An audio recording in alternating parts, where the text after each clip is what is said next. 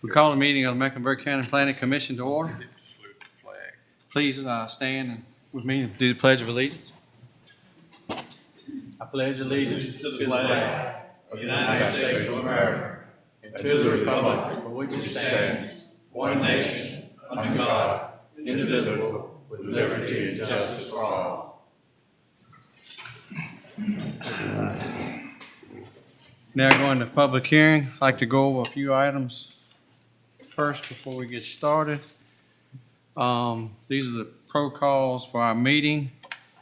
Number one, the applicant will be given 30 minutes to present their application. The applicant will be advised when they have 5 minutes and 2 minutes left. Each speaker will be given 3 minutes to address the Planning Commission. The time will be strictly enforced. Each speaker will be advised when 2 minutes has elapsed. Each speaker will be advised when 3 minutes has elapsed. Each speaker will be permitted to address the Planning Commission only once. The 3-minute opportunity to speak cannot be transferred from one speaker to another. Speakers should face the Planning Commission and address their comments to the Planning Commission and not to others who are present at the meeting. Speakers should not turn and face and address the members of the audience. The Planning Commission asks that everyone at the meeting be respectful to others who are present and ask that those present not to applaud speakers. As a reminder, it is inappropriate at a public meeting to make personal attacks or defamatory or disparage individuals in identifiable groups. Profanity will not be tolerated. Prior to the beginning of your comments, please state your name, address for the record.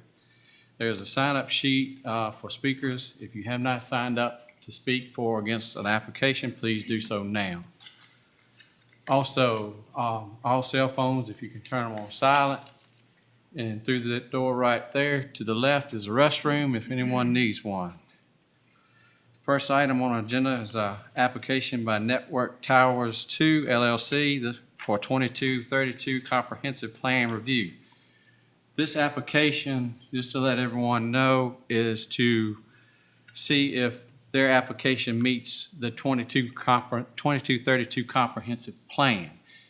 If this passes, they also have to come back with a special exception permit for with another application for the project to be passed.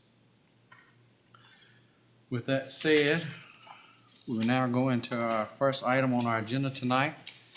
This is an application request by Network Towers 2 LLC for a comprehensive plan review from Mecklenburg County Planning Commission in pursuant with Virginia Code.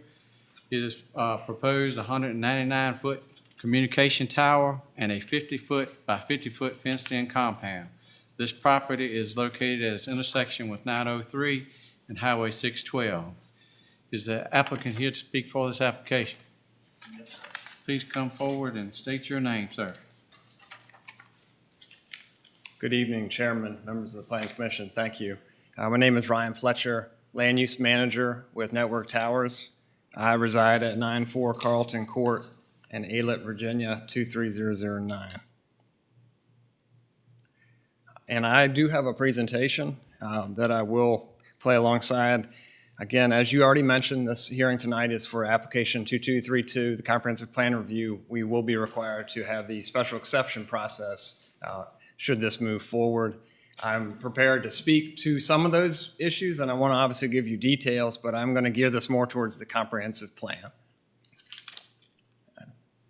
First slide, please.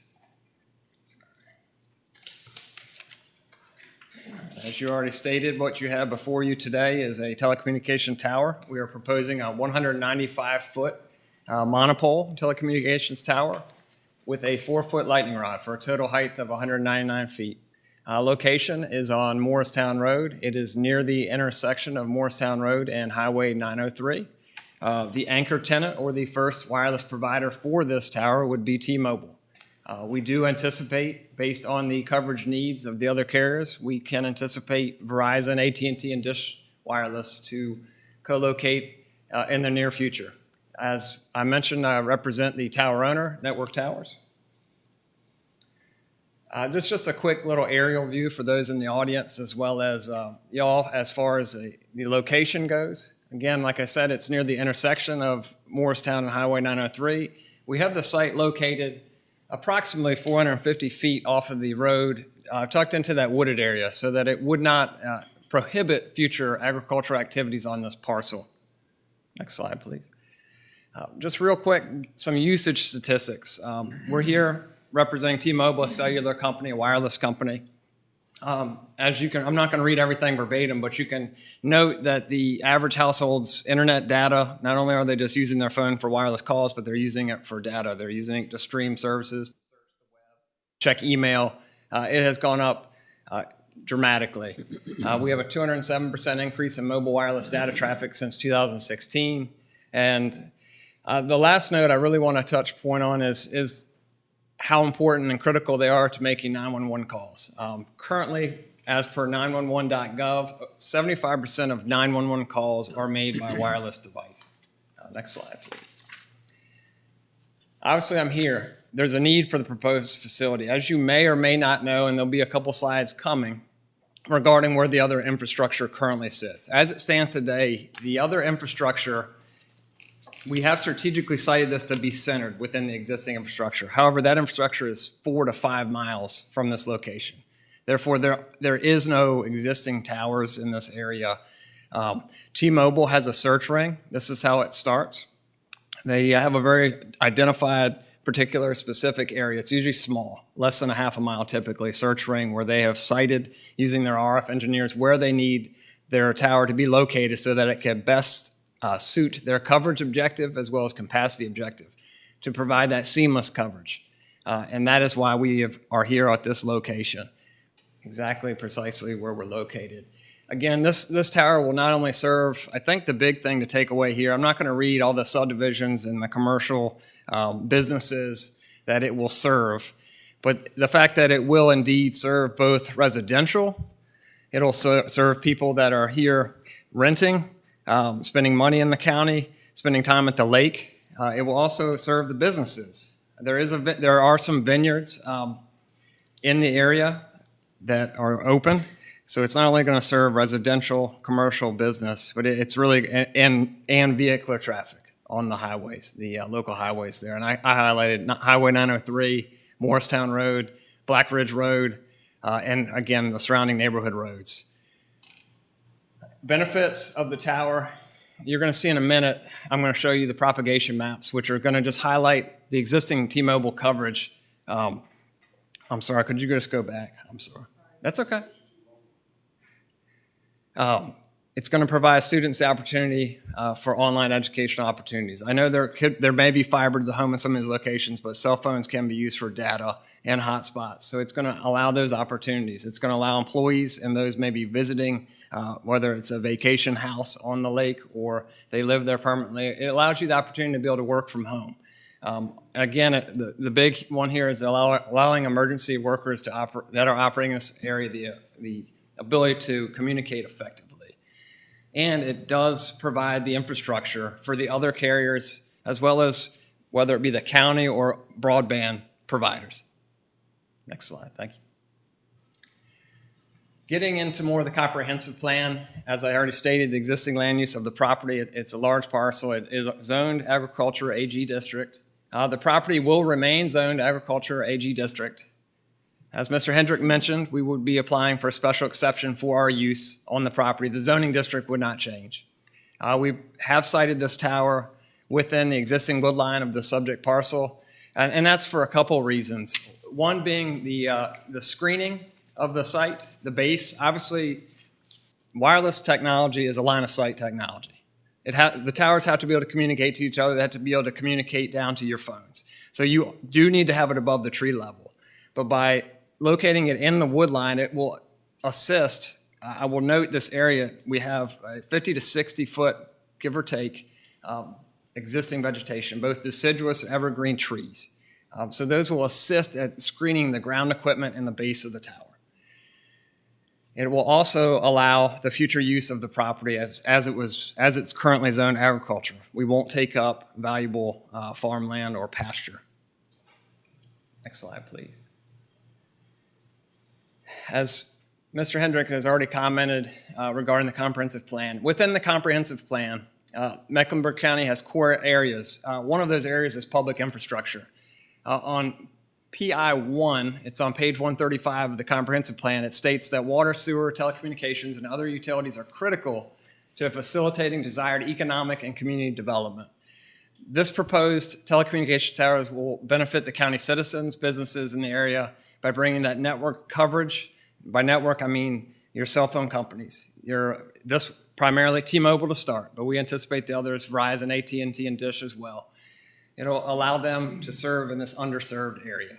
The tower, like I said, has been strategically located and positioned in regards to the existing towers that are in Mecklenburg County as well as in Brunswick. And this site is critical in connecting those gaps in coverage.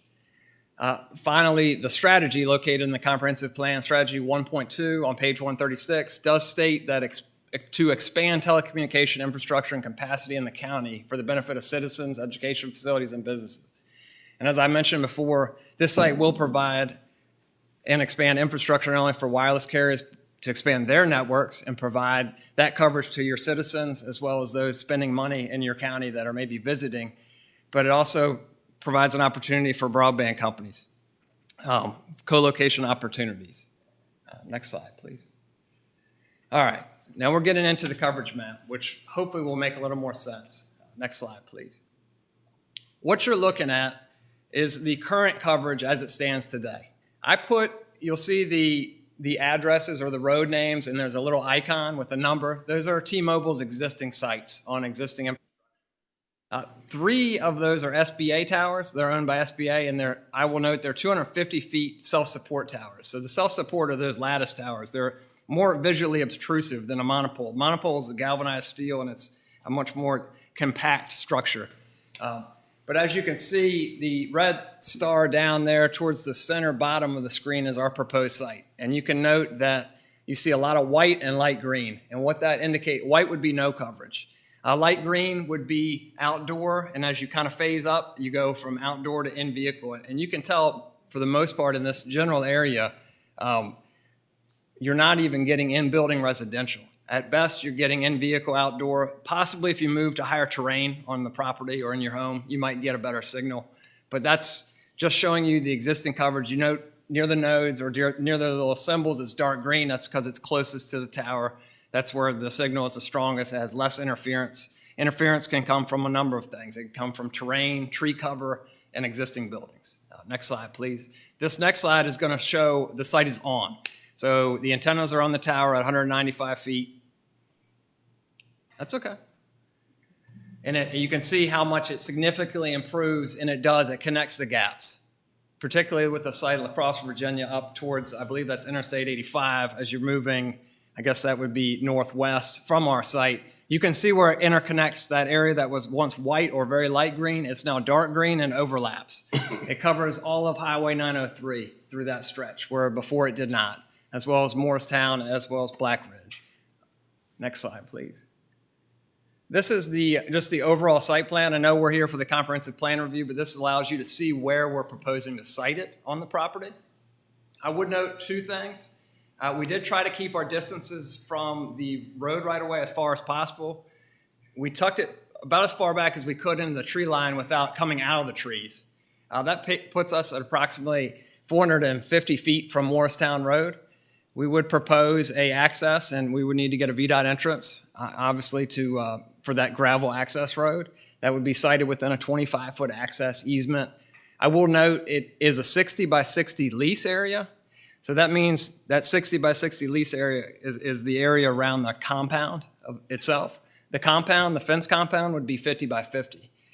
Like I said, it would be enclosed with a fence for security purposes, meeting the code requirements.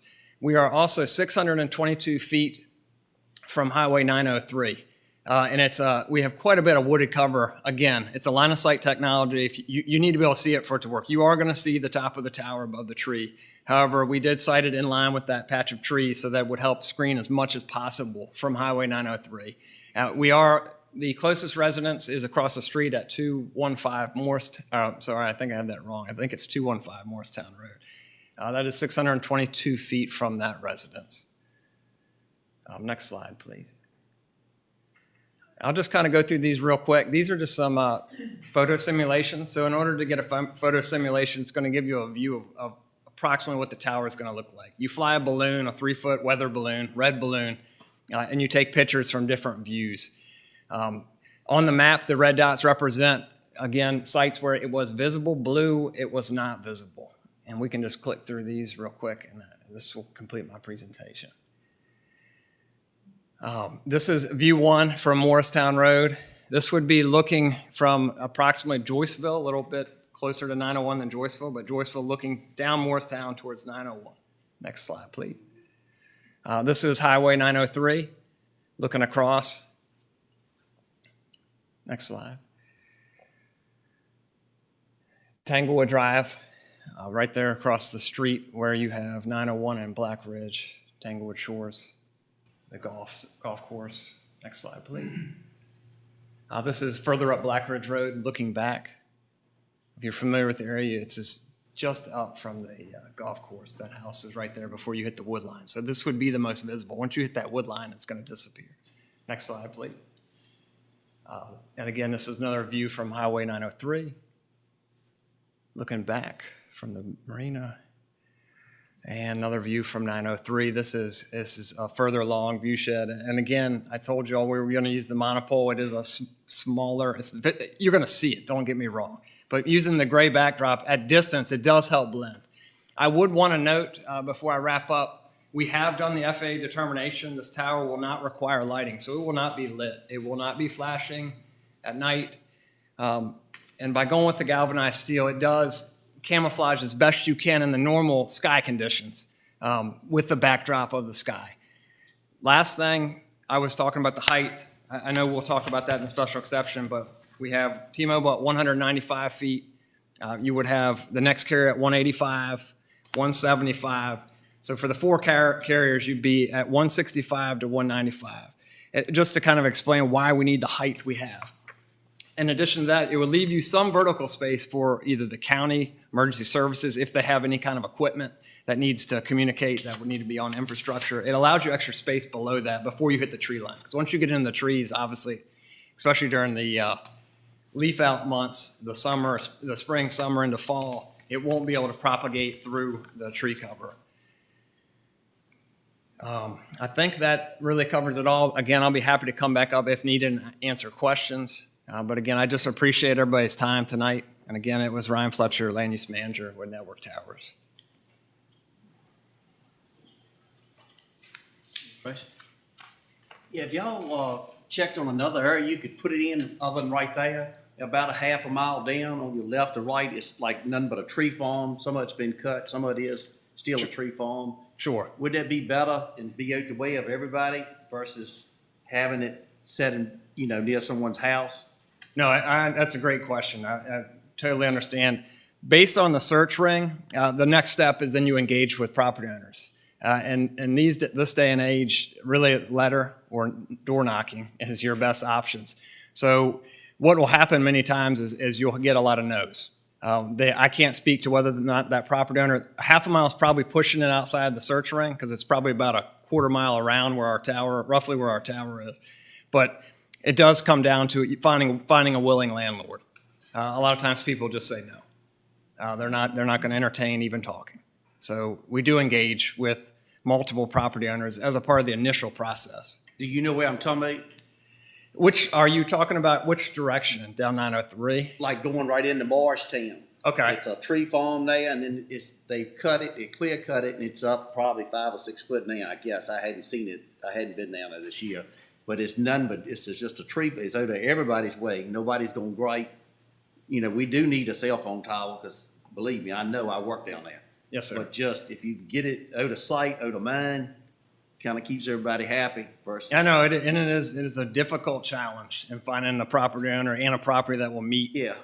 both T-Mobile's the carrier's requirements as well as the county's. Any other questions? Okay, thank you. You're welcome. Thank you. Is there anyone here else to speak for this application? Linda?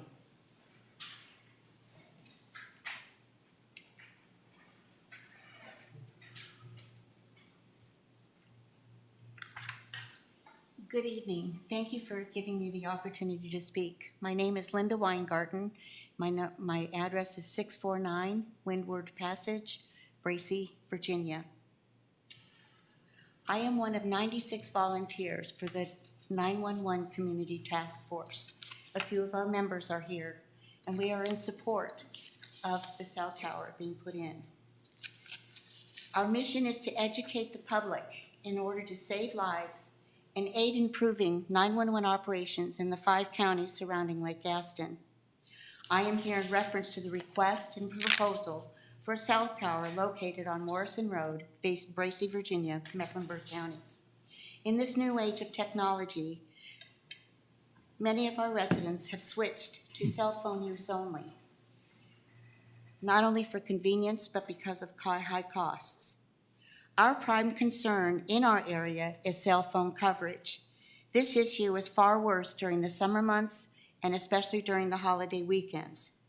There are not enough cell towers in our rural area, which causes cell phones to ping to the nearest side of whatever cell tower is available, which leads to misrouted calls and location issues on where the call may be coming from in an emergency situation. The 911 Community Task Force was developed for this exact reason. A placement of a cell tower in this area will help 911 calls connect to the correct 911 center, and more importantly, save lives. We know this is an issue not only for the 911 centers, but for businesses and for schools as well.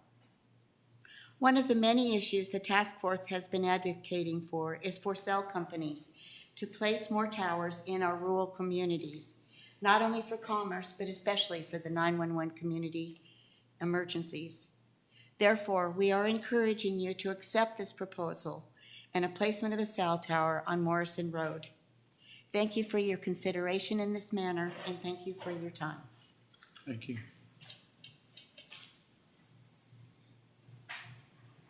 Any more, Rob? That's all what I have. Oh, that's for the application. Okay. Anyone here to speak against this application? You have one? Linda Shelton.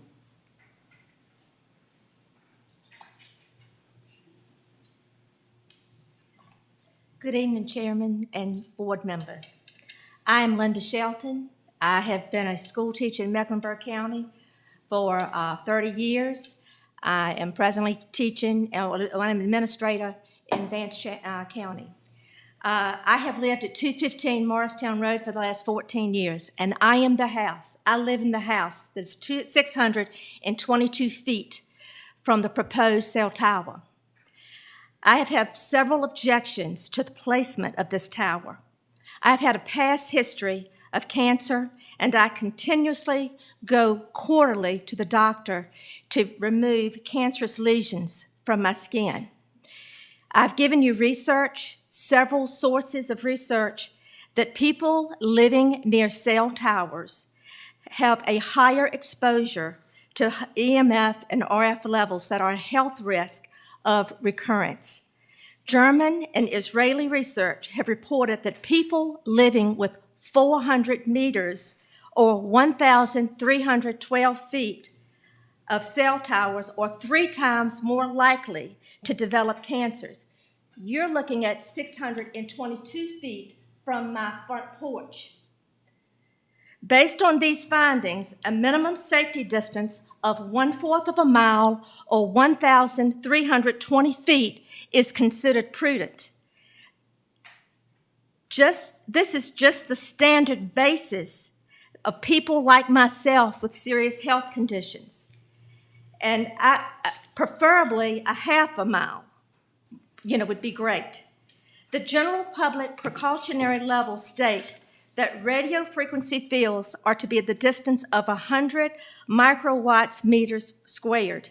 This proposal is not within regulations of broadcast towers. Secondly, the proposal affects my home property. I have strived to keep my home, and I want to retire soon. And if I were to sell my house, You have 1 minute left. The HUD, well, let me go ahead. The HUD requires its certified appraisers to take the presence of nearby cell towers into consideration when determining the value of a single-family residential property. HUD guidelines categorize cell towers with hazards and nuisances. HUD prohibits FHA underwriting of mortgages for homes that are within the engineered fall zone of a cell tower. Building a cell tower would negatively impact my property. I understand the need for good cell service, and there are other qualified places in this area that a cell tower could be put up, that it would not be hazardous to the citizens and devalue the property. So I have some information that I gave you, the findings. If you would read over that, look over it and make the best decision for the citizens. Thank you. You have any others?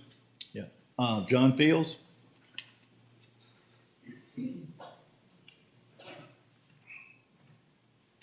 Good afternoon, Chairman, Board. My name is John Fields. I reside at 390 Old Blacksmith Road in Bracy, Virginia. I am opposed the construction of the 199-foot cell phone tower at the corner of Morristown Road and Highway 903. The Mecklenburg County's comprehensive plan, I've toured over it a bunch of times over the past several weeks, and clearly states that our goals and objective as a county is to maintain a rural and abiding community with especially of our lake community and also environmental quality. My opinion is the construction of the tower is kind of going against that. I'm not wavering the fact that we do need better cell phone coverage, but constructing the tower 450 foot from Morristown Road goes against our rural mindset. Next to Ms. Shelton, there are a number of other rural lots and areas that are part of the Joyceville community that are yet to be developed. Those lots and that land will pretty much be rendered useless. Current landowners there, even if they're not here to speak for themselves tonight, will not be able to develop that. There's also other areas where we could get the tower farther off the road, away from the communities, away from the entrance from all the major communities there. Surrounding that property, you have Tanglewood Association, Joyceville, as well as Holly Grove Estates. You have three major entrances to large communities that have a humongous tax base to our county. Multi-million-dollar lakefront homes are a big income producer for the county, and we want to keep it that way. And a lot of folks coming to Mecklenburg County want to stay in the rural mindset. Now, we do want infrastructure, but we would like not to look at it. So thank you for your time.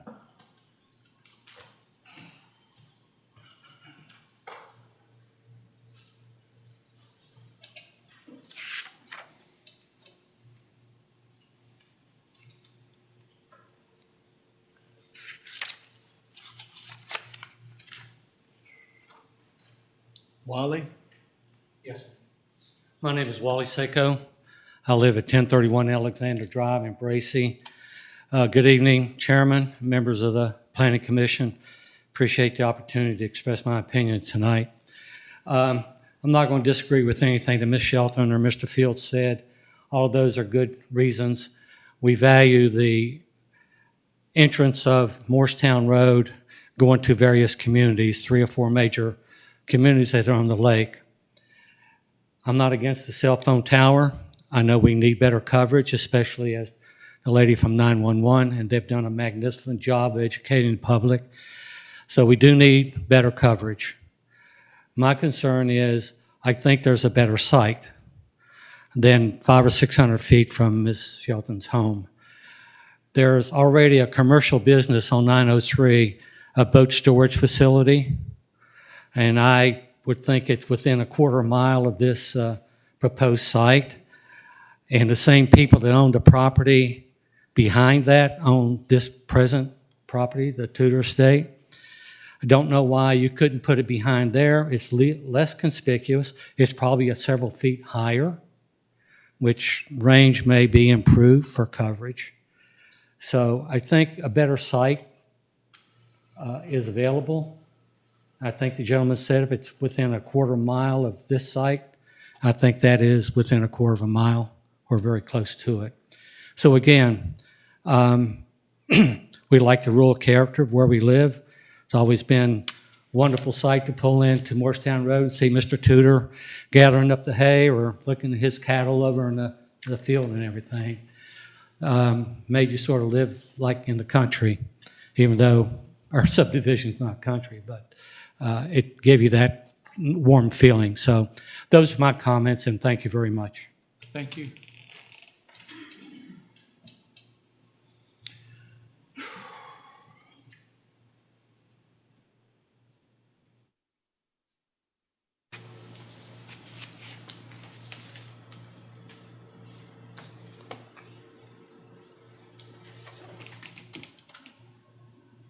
Doug Cloud.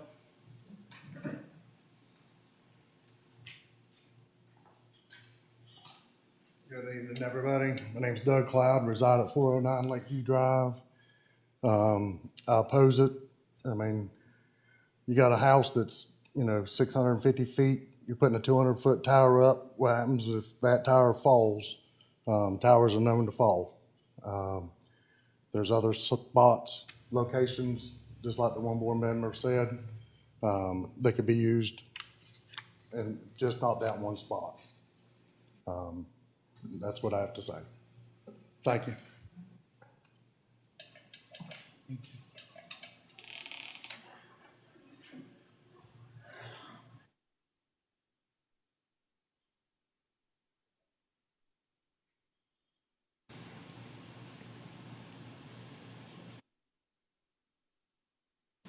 That's all I have.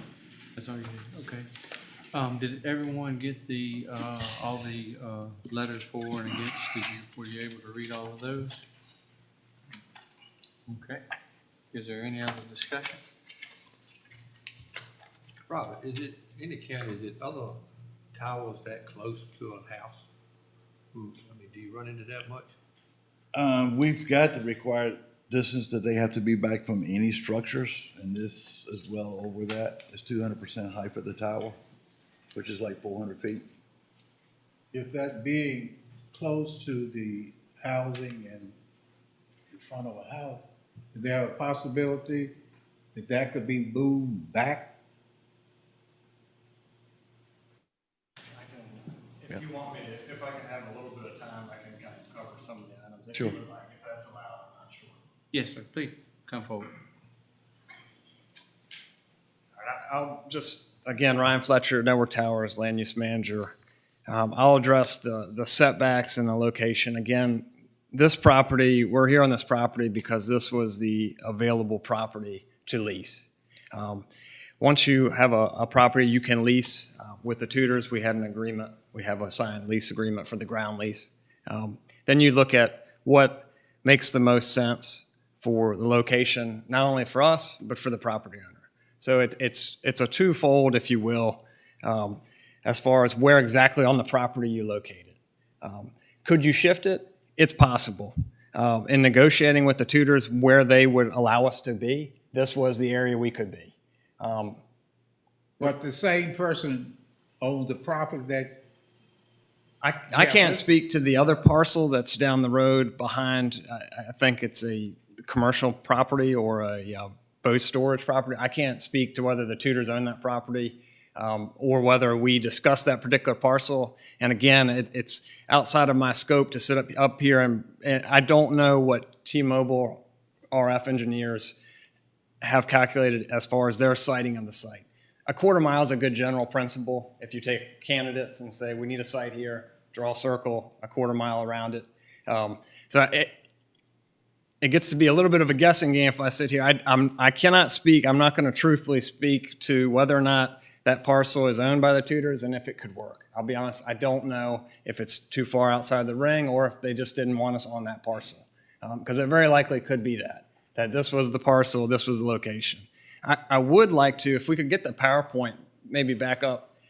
Again, this is a little delicate because we start to branch over into the special exception and outside of the comprehensive plan, but I think it's important for a knowledge basis to cover it.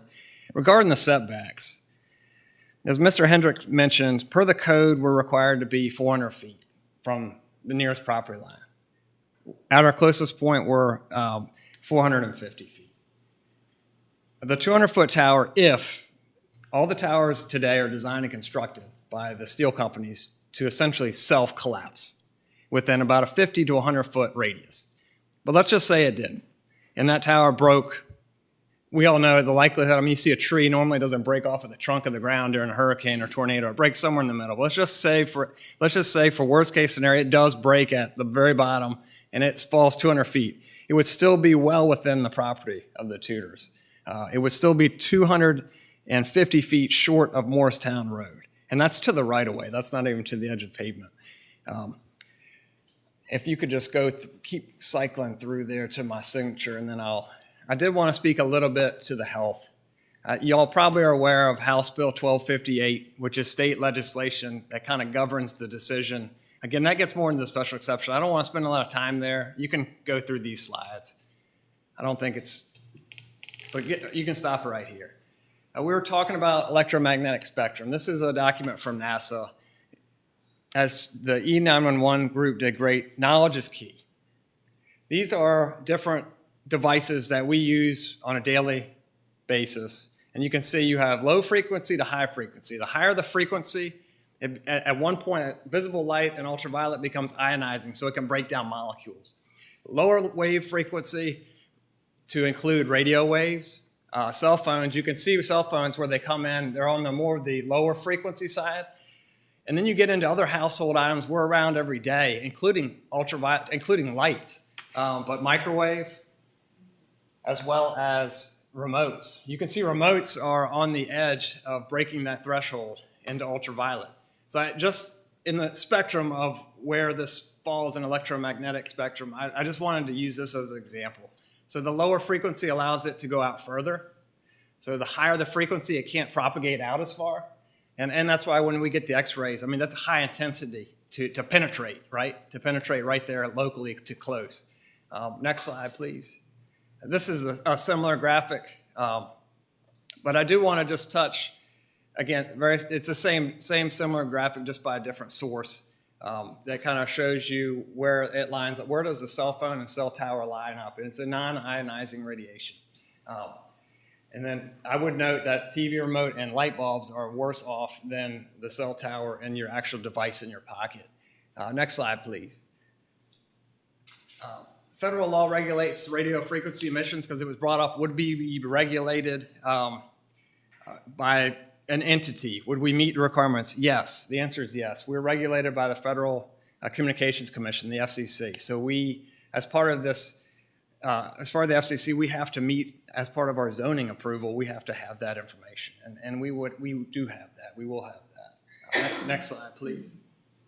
Again, this is from the FCC. Radio frequency emissions from antennas used for cellular and PCS transmissions result in exposure levels on the ground that are typically thousands of times below safety limits. And there's no reason, this is from the FCC, there is no reason to believe that such towers could constitute a potential health hazard to nearby residents or students. Next slide, please. This is from the World Health Organization. This has been studied, and this is just highlighting that it has been studied. Over 25,000 articles have been published over the past 30 years on this matter itself. And based on that recent in-depth review of the scientific literature, World Health Organization concluded, this is back in 2016, that the current evidence does not confirm the existence of any health consequences from exposure to low-level EMF fields. Next slide, please. Again, wireless public safety. As I mentioned already, cell towers emit a lower power level than radio and TV broadcast station. The energy decreases rapidly as you move away from the antenna. Very low exposure at the ground level. Again, antennas are up at 195 feet. You're at ground level. It is transmitting out above us. Not as much down, but more out. Next slide, please. Real quickly, I'll just touch on property values. Again, I know there are multiple studies. This is just a study that we found. Home buyers value reliable home wireless more than anything except for a hospital. So you can see the rankings. A hospital is 77%. It makes sense. We all want to be close by in case we have a health emergency so that we have the care we need. But second to that for home buyers is reliable wireless. Next slide, please. We did some of our own studies. This is a study that was done. It studied 150-foot and taller towers on property values. And at the end of the day, it had no market evidence that suggested a negative impact upon residential properties. Next slide, please. We go ahead and skip. This was a property study done in Boston, Dallas, Phoenix, and Raleigh. Again, no measurable difference in the prices were found. They looked at quarter mile, half a mile, out to a mile radius. Next slide. We actually did, Network Towers did a study in Richmond, and you see there's 2 Hanover sites, 4 Henrico. I thought this might be of some value. Again, these are values of homes. I'm not a realtor. I'm not going to sit up here and tell you I'm a realtor. Next slide. But it kind of shows, this was the first subdivision. Next slide. Homes. You can see the existing tower. And what we wanted to highlight is the square footage of the home and the proximity to the tower. You can see that one home is valued at 4,648, 465,000, we'll say. It's roughly 2,300 square feet. It's 730 feet away. You move back into a larger home that's 1,500 feet away. It's 2,700 square feet. It's actually valued less, 450. Next slide, please. This was another subdivision. This was a transmission tower, telecom pole. Next slide, sorry. I'm making you work a lot tonight. You can see where that icon is, where it says Atlee Station. That's the actual tower structure itself. Again, it's just comparison. You can see there's 3 homes shown. I'm not going to read them. Shows the square footage and the value of the home and how close it is. The last row below is how many feet away it is. Next slide. And this is a subdivision in Henrico. This is right near 295 and 64, if you're familiar with Short Pump area, just west of Richmond. You have a tower right there near the roundabout, near the highway, and you've got home values consistent regardless of the distance to the tower itself. Next slide. This is the last one. I won't bore you with any more subdivision statistics. Next slide. Again, same thing. This is Henrico. This is right off 295. This is a stone's throw away from this other site. This tower is actually communicating with the tower we saw in the last one. But it's just showing the proximity of the home sizes and home values. The point being that we know in today's environment, especially post-COVID, people depend on their wireless device, whether it's to work from home or to be connected. They may have students in the home. They may be going back and getting their studies. But the phone is a highly valued resource to the consumer today. And we believe, based on our findings and the stats, it is showing that in the real estate market. Again, thank you. Sorry to get back up again. I will answer any other questions if there are. We won't be taking any questions. Okay, thank you. Thank you. All right, we heard from the applicant and answered most of the questions. Is there any other discussion? Do I hear a motion on this application?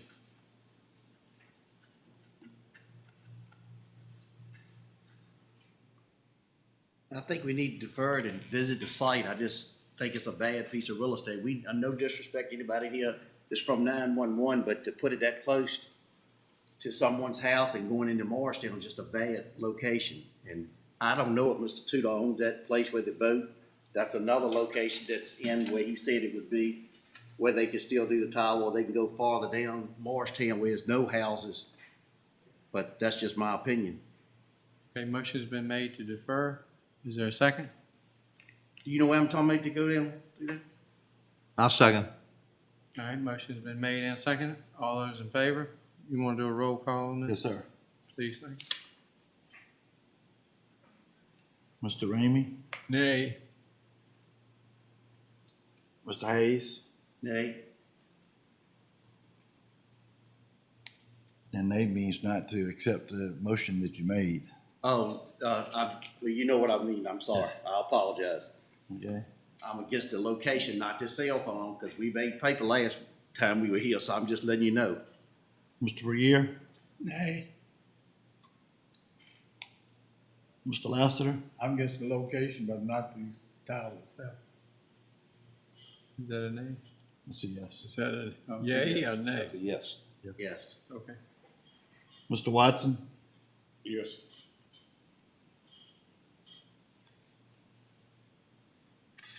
Mr. Crump? Nay.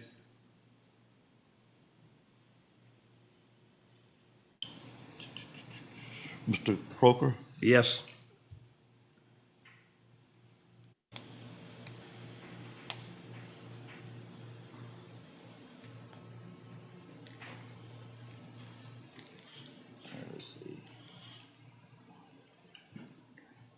Motion carries to defer till the next meeting on a vote of 4-3.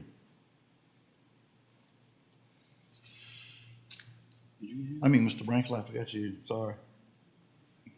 Yes.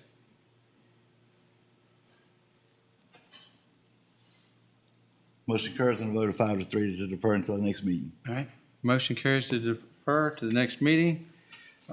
Please try to visit that site. We're now going to close public hearing.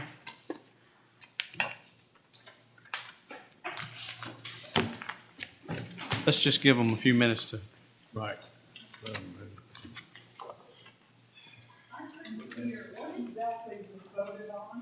They voted to defer the motion till the next meeting to do some more investigation. Yes, ma'am. They got plenty of places. You can go down half a mile. Sarah, you get the minutes for him to sign? Do you have the minutes for him to sign?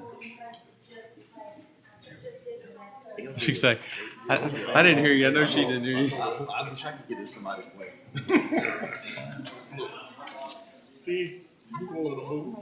Huh? Yeah, they'll let him do it. I thought so too, but I can't find them. They just put one across from Presswood Plantation. I drive by it every day. You'll never see it. 2 weeks time, You won't know it's there. And as far as property values, it doesn't devalue the property at all. They're selling higher now than they were before they put it up there. They put it where? Right across from Presswood Plantation. Okay. Yep. Right there within, I don't know, from here to the courthouse from the boat landing. So, you know, Yeah. The only thing that is, We've got the draft on it because he's got to sign it in the book. coverage. Thank you all for your consideration. Look forward to the next meeting. I know I'm probably not supposed to speak. as far as the, actually what the meeting is here, It met the, it met all the requirements. And that's what, it's not voting on a special exception permit, you're voting on whether or not it meets all the requirements, which Right. it does. which it does. I don't know. Just kind of keep that in mind Yeah. when you're looking at the site. But I wish they could push it back like Landon said, because Landon knows that area better than. I know that area really good. I walked over every inch of it when I was doing surveying. You know, like you said, getting a landowner's cooperation Yeah. and a location is like getting hen's teeth. Yep. Sure. Yeah, it is. But right behind that boat place where it was in his, slide, he could have put it right there with nobody gripe, cause I didn't wanna say, but I think Sam Tudor, the same, well, he's gone now, but his estate owns it, Mr. Tudor's Right, gone. which they may not be in agreement to put it there. Who Yeah. knows? I don't know. They're not gonna give up that money, they're gonna move it. Yeah, $1,000 a month, I think they'll, be glad to move it wherever you like for them to move it. The other biggest thing was too, the coverage. Sam did like a dog. The other thing about moving. I say Sam, How much he 2 coverage recently are you passed gonna away. lose? Yeah, that's right. You know, but he did love a dog. You shouldn't lose a whole lot He of did coverage. love a dog. You shouldn't lose a whole lot of coverage by moving it where he's got it proposed to that spot. Thank you. No, not at all. All right, did you have a few things you want to? I got one. Robert, thank you minutes. for correcting me. Approval, minute ago. I we're appreciate going to close public hearing. Mr. Chairman, I'd like Approval of to the minutes. move that we approve the minutes for July the 28th. All right, motion's been made. Is there a second? Second. Everywhere on the floor. Pick one. All those in favor say aye. Aye. All those opposed, the motion carries. Mr. Administrator, when you are ready. Okay, everybody should have a copy of the zoning report for the month of July. As you can see, my numbers are Going up. Steadily. I will let you all know, I do have an ad in the newspaper for an erosion and sediment control inspector. I saw that. So you can do it all no more. And then everybody should have a copy of the billing report. Their numbers are up too.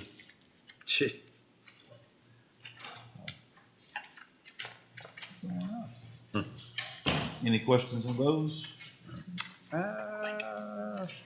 I don't have any. All right. The next thing that, don't y'all throw your packets away on the till top. Oh, okay. All right. Hold on to them. The Board of Supervisors has presented a resolution and was approved at the last board meeting. Reference to solar facilities. And what they have suggested or voted on is from the intersection of Highway 92 and 47 to restrict any solar facility within a 5-mile radius. In a circle, 5 miles. Highway 92? From Highway 47, did I say 47 and 92? Yeah. Yes. 47, Highway 92. A 5-mile radius. That's gonna put it out to Scotts Crossroads, up Fort Mitchell Road, and I forgot the other ones. So, I mean, it's reaching out a pretty good distance. But they're saying no solar facilities, no more in that area. But that will not restrict homeowners wanting to do solar, or you have a business that wants to do solar on their business. It's gotta be, the way that the ordinance is set up, if I have a, industry that's within that 5-mile radius, and I wanna put it on my property, go straight to my building, I can do it. This is related to the large scale, small scale, and community scale solar facilities Okay. that's going on the grid. I think, we got two pending that we have done a 2232 and approved. The Southern Bridges and the one Finneywood. They will probably come back with a special exempt eventually. What we come up with is, we didn't want it to be more than 5% of the total mass land. Right. So if those two got approved, it'll be like 4.8, so it's not really no room for no more. So it could potentially still approve the two that's, if they come forward. Is that right? That's, yeah, it The could, two that's coming forward could be approved if we decide to do that. Right. But we're just trying to cut in on the density of them in that one area. In one district. It just, and it's, we talked about doing it in a district, but then with the new election districts, that could change, because like where my district, where I got Finneywood now, with the new election district, we won't have that up around, it won't be in like you and I district, Right. in Fort, that won't be. So then that would knock another one out into another district, and so rather we just did a circle. Circle in that area. Did a circle in there. I like it. I think it's something we really would need to do. Do we have to have the okay from here to go forward? basically what I gotta do is, this is a request to do an amendment to the comp plan, so I would need a motion to take it to public hearing Right. and advertise it and vote on it. And just remember too, I don't know whether everybody's seen the newspaper or not, but, Charlotte County has put a pause on further solar projects. I have the article here if anyone is interested in looking at it. So I look for our area to gain some more interest. So this may be a good time to, kind of protect that area and those residents in that area. I was working over in Cambridge, and they getting ready to sell a lot of land for some solar farms over there. I was in the middle of Craig Mill Road.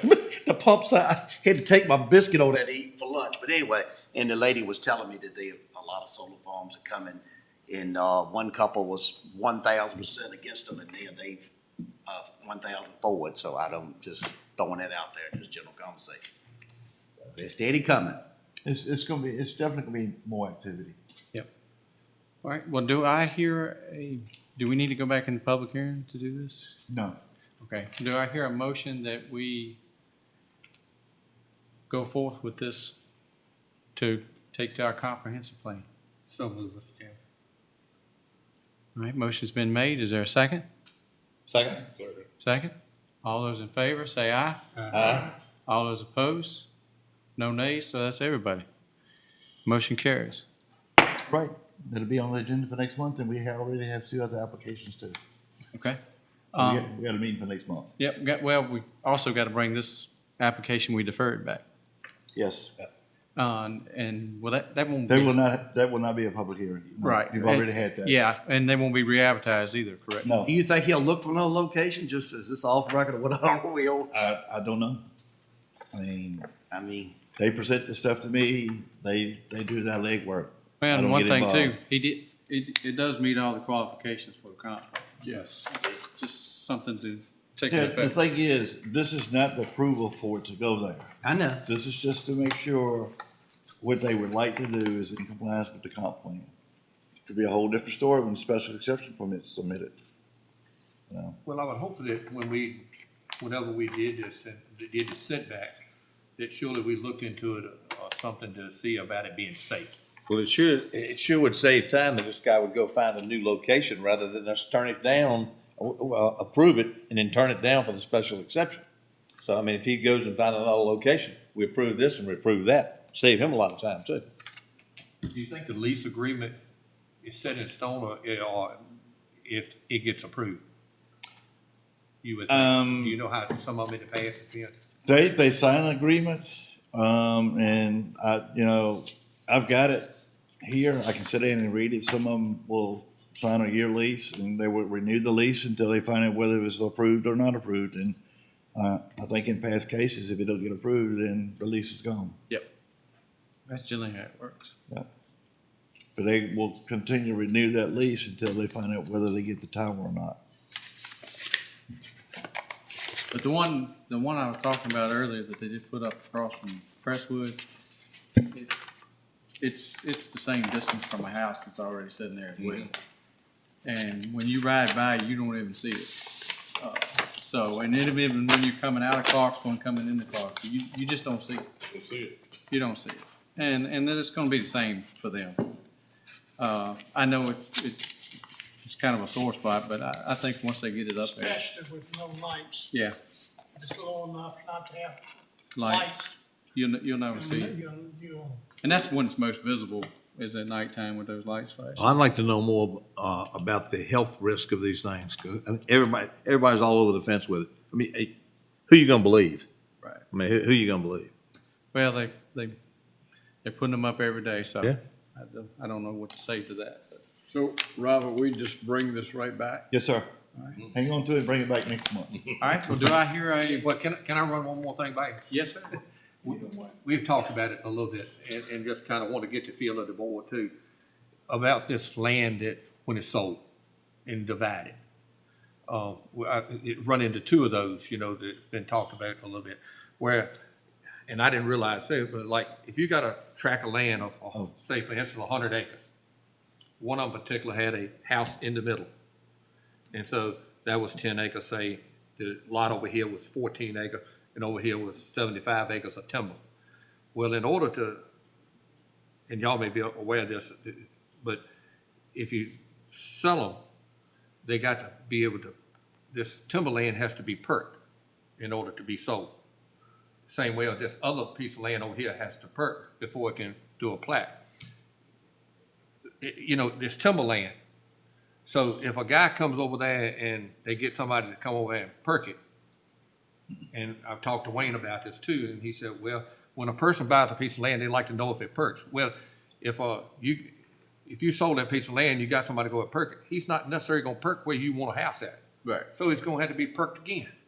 Don't make a lot of sense to me. The other one was a situation where Miss Rosie lives, you know where she is.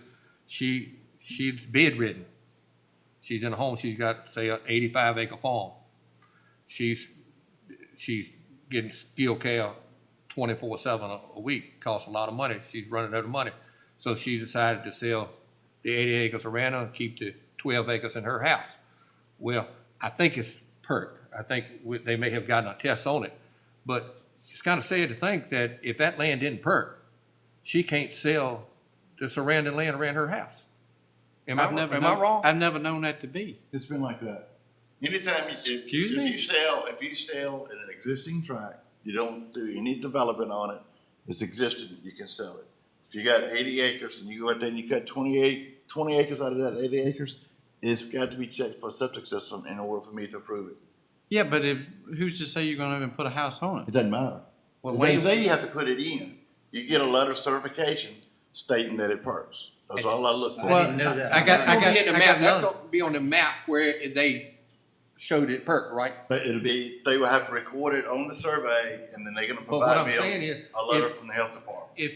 If they go over there, that guy's gonna walk around until he finds one, maybe he finds one, and it's over yonder. And yet somebody 20 years down the road decides to build a house there, he's got to spend that money for that perk again. yeah. And Wayne says, his argument was, well, when people buy a piece of land, they want to know if it perked. If I buy that piece of land that you got, if it's got timber on it, I'm gonna know what that's worth, and I'm gonna check on if it's perked, and I'll get somebody to go perk it before I buy it. For where I want it. Yeah, for where I want it. So I don't. I mean, he Well, said it was done in the another 90s. question I have too is, okay, you have all these alternative systems. It doesn't have to perk. But they get it drawn, they get a letter from the health department. It's not to install it, it's a letter of certification stating that that piece of property perks for either conventional, gravity fed or pump system. They don't have to put it in, they just gotta have it checked in order for me to approve the plat because it's a new tract of land. So if that poor lady wanted to sell it for a tree farm and it wouldn't perk, She She can't couldn't sell sell it. it. The only thing she could have to do now is sell her house and all, because she gotta have the money. I don't see the logic. I mean, maybe y'all see it different. I just don't see the logic of this. I don't. You're saying anytime you sell a single tract of land and split it, both tracts got the perk? No, the one, 9 times out of 10, if you got a piece of land you're gonna keep, and then you can, just like her incident, she's keeping a house site, that doesn't have to be checked. It's the piece that's being cut out and sold, has to be checked. So that's already No been matter what perked. size Doesn't matter what size it is. coming off of how much you cut off. That just doesn't quite calculate to I me. don't. I would have felt sorry for that lady if it hadn't have perked somewhere and she said, Yeah, I mean, did they get it to you this week? I mean, I hadn't seen it yet. Yeah, because- I've talked to her. cause she calls me every night. She's scared to death that it ain't gonna go through, and she's got to do something different. Yeah. She's It's- mad to sell her home. I'm just waiting for them, to give me the letter from the health department, certification letter. I mean, they were ready to hand the money out and do it, and then they found they had to do this to get on. That Is just that a doesn't make state regulation sense or to me. county?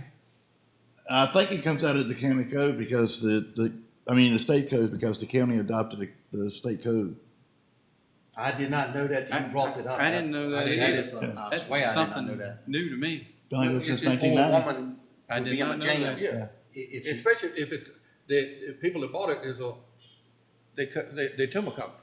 They gonna cut timber and be done. So I feel like we almost double dipping that as far as getting it perked. We get it perked. But one if they time, get then it perked and we- somebody don't do anything for 20 years, they gotta go back because it's only good for 18 Yeah, months. so That's what I'm saying. That's what he's saying. Again, Yeah. Is that something you can pull that up and we can look at somewhere down the road? I'm gonna be honest with you, I don't wanna sign it because I'm not going to jail. If it's in the state code. Well, I mean, if it's a state code, I think we can't do no better. But I mean, it is a state code. It's not a county code. I mean, the county adopted the state ordinances to do zoning. If you go back and look in the zoning section of the Virginia State Code, everything that's in that green book downstairs is in that book. It's in the Virginia Code. Can we unadopt it? You gonna pay my health insurance? I mean, to me, it just makes no sense. And the other issue that I have is, and I'm not knocking her, a lot of them will call me and they will ask before they get into the process. And I will explain to them, if it's an existing lot and it has a house on it, with an existing well and septic system, no. If you're cutting out a tract of land to sell, it's got to be checked. Some of them are waiting till the last minute and they get ready to close. Well, I got a plat to sign. I said, okay, is it a new tract, old tract, or what? And then that's when they hit the roof because they closing tomorrow. Well, you've been working on it for how long? And I got a problem with that one, but the one with the lady, that's the one, where it should be some kind of provision there, to not require it for that situation like that. Unfortunately, I don't think it's anything in the Virginia code to get around it. I mean, like I said, they don't have to put it in. I just need, they have to be checked. And then they get a certification letter from the health department. Yes, the soil scientist or whoever did it, it complies with the health department Virginia code to install. So what do they charge today to go ahead and do a perk? I have no idea. $1,000? Yep. I have no idea. If you get a soil sign, that's what's gonna run you. Well, it's Somewhere in coming, that I mean, it's coming down that, soil scientists will probably be doing it all. Yeah. Eventually. Yeah. So. Okay, that went a long ways. I mean, Well, we got an education like that. I did not know. Well, I got an You get on the education, agenda. 30 days, like I said, I yeah, had. but no clue. like I said, most of the people that are dealing with real estate, they will call me way ahead of time and say, look, this is what we're looking to do. What do we need to do? But then I have a couple that will wait till the last minute and walk in with a plat, want me to sign, and I tell them I can't do it. Well, I don't have no mercy, a lot of mercy for those, but like I say, I just don't see the logic of it. But I mean, in order for me to approve a new piece of land, it's got to show that it perked for something. Well, I mean, I'm just throwing out a dumb question here. All those alternative systems, it doesn't really matter what kind of land you have. It works, right? I mean, that's why And you put in a sand filtration system. I can't swear to that. That's something you have to ask the health department. Okay. I thought that's why you did that. That's what I thought too. I mean, I've seen them put sand filtration systems in The health department. in a piece of land that was just as flat as that phone right there, and would hold water from the day I first laid eyes on it till today, and it works just fine. So I mean, the health department is the one that does all the design and approval on that. That just does not That- make sense. that's out of my hands. You build a house in your farm.